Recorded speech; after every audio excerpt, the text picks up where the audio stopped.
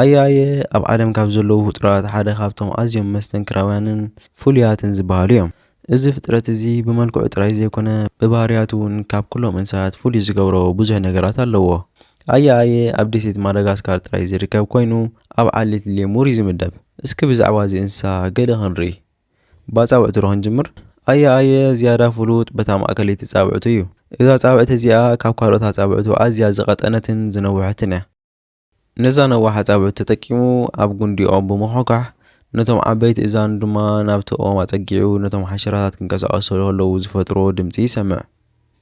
ድሕሪ ምልላዩ ድማ በቲ በሊሕ ኣስናኑ ነቲኦም ይወስዖ እሞ በታ ቀጠናዊ ጻብዕቱ ገይሩ ነቲ ሓሸራ ካብ ውሽጢ ጥቕኦም የውፅኦ። ኣካላዊ ቅርጹ ከም ናይ በረኻ ማንቲለ ዓበይቲ እዛና ኣለዎ። እዚ ድማ ውሽጦም ዝንቀሳቐሱ ንኣሽቱ ሓሸራታት ንምስማዕ ይሕግዞ። ብለይቲ ጥራይ ስለ ዝንቀሳቐስ ዓበይትን ብሩሃት ኣዒንትን ኣለዎ። ብዛዕባ ኣስናኑ ልክዕ ከም ናይ ኣንጭዋ ኮይኑ ንሙሉእ ዕድሚኡ እንዳዓበየ እዩ ዝኸይድ። ኣያየ መዓልቲ ኣብ ጉድጓዶም ተሓቢኦም ይውዕል እሞ ምሸት ጸልማት ምስ ኮነ ግን መግቢ ንምድላይ ይወፅእ። መብዛሕትኡ ግዜ ኣብ ጫፍ ኣእዋም እዩ ዘሕልፎ። ብዘይካቶም ካብ ውሽጢ ኣእዋም ዘውፅኦም ሓሸራታት፣ ፍረታት ኣእዋም፣ ናይ ኮኮናት ማይን ውሽጥን ከምኡ እውን ጥዑም ሽኮር ዘለዎም ኣታክልቲ እውን እዩ ዝበልዕ።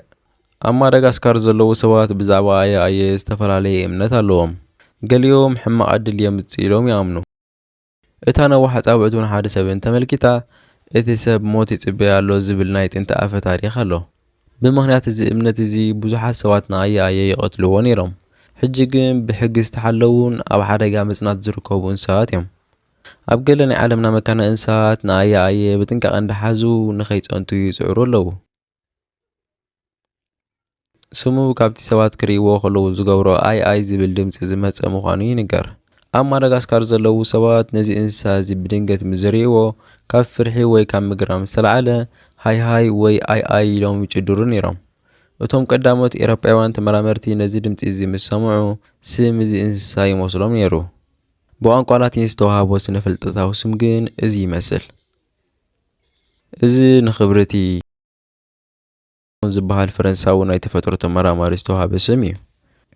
እዚ ድማ ካብ ማዳጋስካር ጥራይ ዝርከብ ፍጥረት ምዃኑ ንምግላጽ እዩ። ብሓፈሻ እቲ ኣያየ ዝብል ስም ምስቲ ሰባት ብዛዕባኡ ዘለዎም ስግኣትን ድንገታዊ ምርኣይን ዝተተሓሓዘ ታሪኽ እዩ ዘለዎ። እምበኣርከስ ክቡራት ተዓዘብቲ ናይ ሎሚ ዝበልክዎ መደብ ኣብ ዝወዲእ ኣለዎ። እዚ መደብ ጠቓሚ ኮይኑ እንተረኺብኩሞ ላይክ፣ ሼር፣ ሳብስክራይብ እንዳገበርኩም ኣተባብዑና። ክሳብ ዝመጽእ ቪድዮ ንራኸብ። ሰላም ኩኑ።